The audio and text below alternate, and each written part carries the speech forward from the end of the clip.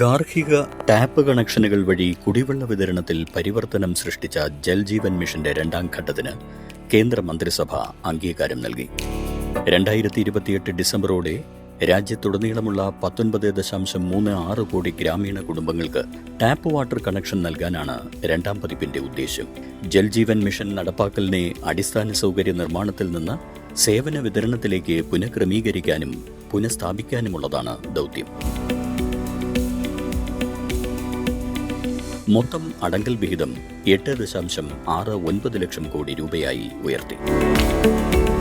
2019-20 അംഗീകരിച്ച 2.08 ലക്ഷം കോടി രൂപയിൽ നിന്ന് 1.51 ലക്ഷം കോടി രൂപയുടെ അധിക കേന്ദ്ര വിഹിതം കൂടിയാകുമ്പോൾ മൊത്തം കേന്ദ്ര വിഹിതം 3.59 ലക്ഷം കോടി രൂപയാകും.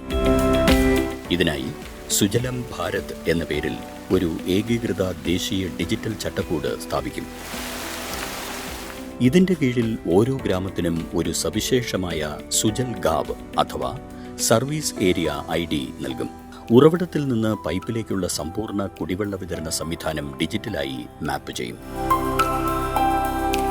സുതാര്യതയും ഉത്തരവാദിത്തവും ഉറപ്പാക്കുന്നതിന് ജൽ അർപ്പൺ വഴി പദ്ധതികൾ കമ്മീഷൻ ചെയ്യുന്നതിലും ഔപചാരികമായി കൈമാറുന്നതിലും ഗ്രാമപഞ്ചായത്തുകളുടെയും VWSEകളുടെയും പങ്കാളിത്തം ഉറപ്പാക്കും.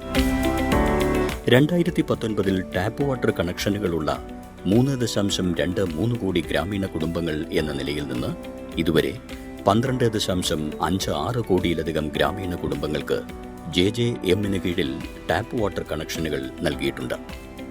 നിലവിൽ രാജ്യത്തെ സംസ്ഥാന കേന്ദ്ര ഭരണ പ്രദേശങ്ങളിലെ തിരിച്ചറിഞ്ഞ 19.36 കോടി ഗ്രാമീണ കുടുംബങ്ങളിൽ ഏകദേശം 15.80 കോടി കുടുംബങ്ങൾക്ക് പൈപ്പ് വാട്ടർ കണക്ഷനുകൾ ഉള്ളതായി റിപ്പോർട്ട് ചെയ്തിട്ടുണ്ട്.